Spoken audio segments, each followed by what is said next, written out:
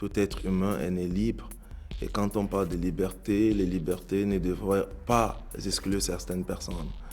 Et aujourd'hui, présentement même, là où nous sommes dans les bâtiments de la Rosa Luxembourg. Et là, c'est aussi un séminaire qui parle justement des politiques de déportation.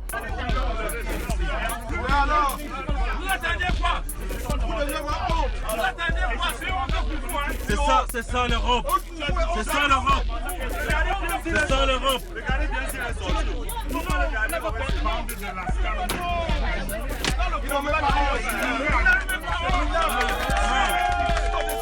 N'importe quoi, c'est ça l'Europe. C'est ça.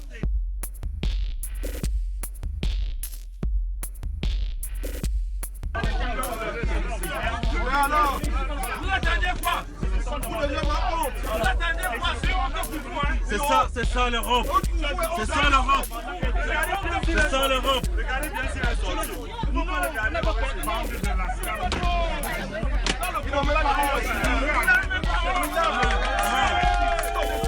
N'importe quoi, c'est ça l'Europe.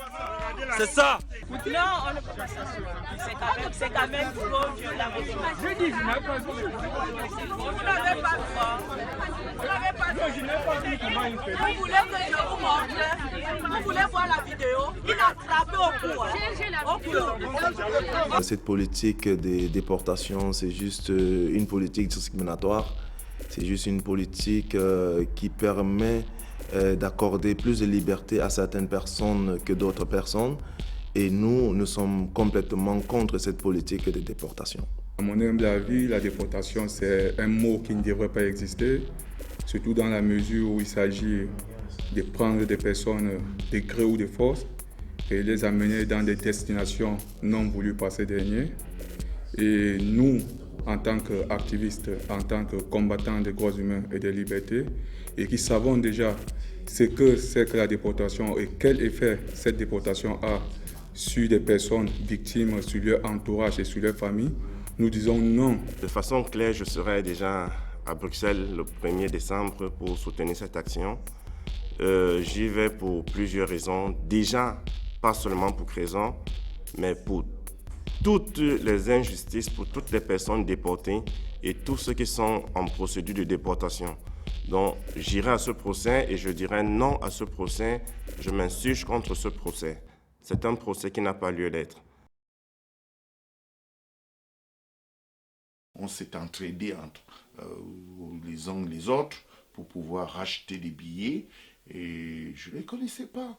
Pour avoir une rébellion, je pense qu'il faut un fait de groupe, c'est-à-dire un groupe organisé. On ne se connaît pas. Rébellion par rapport à quoi? Qu'est-ce qu'on a eu contre nous pour nous rebeller? Est-ce qu'un ordre est venu de l'État, impératif absolu, peut-être de la police ou de je ne sais pas quoi qui nous demandait de faire ci, et on a refusé d'obtempérer. Rien. Aucune rébellion. Maintenant, je ne peux pas dire s'il était menotté, je ne peux pas dire les souffrances qu'il avait, enfin qu'on lui faisait subir. Certains en entendaient des cris, on l'étouffe, on l'étrangle. Moi, je ne dirais pas ça, je n'ai pas vu.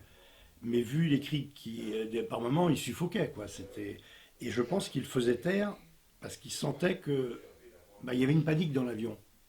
Donc, il voulait l'étouffer pour pas qu'il crie, justement. Mais jusqu'à un point, on ne sait pas où ça pouvait finir, quoi. Donc, moi, je dis que la méthode était odieuse. Déjà, j'étais surpris, et c'est la première fois que je vois un migrant qui, dans la même compagnie, enfin dans le même vol, une grande ligne comme ça, on a entendu des enfants qui pleuraient, des femmes qui pleuraient, c'est quand même ça, on oublie de le dire, mais c'est énorme. La panique était générale. Donc imaginons les gens qui étaient à l'avant de l'avion, qui ne savaient pas de quoi il s'agissait, on pensait terroristes, attentats, enfin on pensait à plein de choses. Il n'y a eu aucune rébellion, personne n'a été touché les policiers, personne ne sait. Moi, dans mon cas, je ne suis pas allé voir les policiers. J'étais toujours à la place 35C. Je me suis juste levé parce que je ne peux pas bien tenir debout entre deux chaises et tout le monde était debout. Bon, donc, je me suis levé à peine un pied vers le couloir. Et on peut regarder sur les vidéos.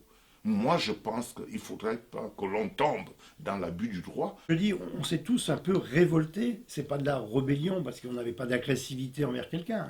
On ne se rebelle pas contre quelqu'un. Mais c'était humain.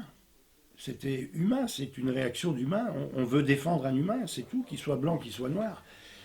Et moi, ça a toujours été ma rébellion de mon côté, si on peut dire. Mais donc voilà. Vous l'avez vu partir après? Elle est devenue quoi cette personne? Vous avez Ah non, c'est justement, c'est ça, on ne sait pas. Et apparemment, on a su qu'elle était sortie de l'avion. Moi, j'ai pas su, parce que moi, on m'a enlevé par le tunnel, et puis on est parti dans une camionnette, et après... c'est incroyable ce qu'on peut vivre, quoi. Bon, on est tous un peu solides, j'ai remarqué. Mais humainement, on ne traite pas les gens comme ça. C'est normal. Et du coup, il disait que c'est le procureur qui devait donner la décision. Donc on a attendu, on nous a mis tous en garde à vue, en 2-2, différents coins. Il y a d'autres qui ont dormi un peu. Et Minoté, il y a d'autres qui ont dormi, oui bien sûr, comme des vrais criminels. D'autres qui ont dormi dans les prisons. Moi, j'ai dormi dans un autre commissariat, vraiment pas dans de bonnes conditions, et sans eau à boire. Je dis bien sans eau, pour ne dire manger. Donc, et du coup, quand on est revenu, on a décidé de garder ce lien, parce que c'était un combat que nous avons tous mené, et que l'idée c'était de garder vraiment ce lien, et qu'on garde les contacts, même pour notre défense. Donc voilà, tout ce qui a été dit pour nous, on forme déjà une famille. C'est comme vous pouvez constater, là on va reprendre, on a tout fait pour trouver des solutions, trouver de nouveaux billets pour le vol de tout à l'heure, là, c'est-à-dire à 10h40 aujourd'hui, donc pour voyager ensemble. Alors pour ce procès, j'aimerais ici inviter tout le monde d'y participer de près ou de loin, et que ce procès, ce n'est pas le procès du Trésor ou bien le procès des 6 personnes qui sont accusées, mais c'est un procès qui concerne toute personne aujourd'hui qui est en train de dénoncer toutes les politiques de déportation. Donc pour moi, c'est un procès que jusqu'ici, je dirais, c'est un non-lieu, parce que personnellement, je ne me culpabilise pas d'une quelconque rébellion. Et en tant qu'être humain, je pense que pour tout traitement injuste à l'égard des êtres humains, nous devons manifester ce genre de traitement et dénoncer ce genre d'animalosité, parce que aujourd'hui, être africain, être noir, être réfugié, être migrant, tous les pseudonoms qu'on nous accorde, au final, nous sommes des êtres humains et nous avons des droits et des droits qui doivent être égaux à tout le monde. Parce que nous avons compris que nous ne pouvons que dénoncer, parce que c'est notre seule façon de montrer au monde les inégalités qui existent.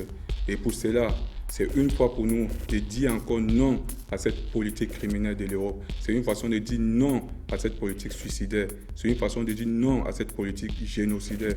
Et pour cela, nous allons mobiliser au maximum et nous allons sensibiliser et informer les gens de se joindre massivement à nous pour dire non, non, non à ces fléaux qui gangrènent le monde entier.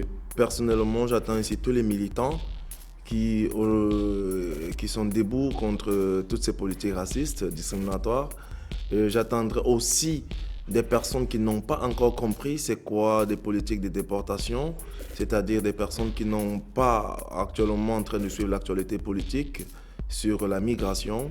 J'aimerais vraiment que toutes ces personnes-là puissent répondre présent au 1er décembre à ce procès qui, justement, je réitère ici, ce n'est pas le mien, ce n'est pas le procès des 6 personnes accusées, mais c'est le procès de toutes personnes aujourd'hui qui sont en train de militer pour la liberté de circulation des mouvements pour tous.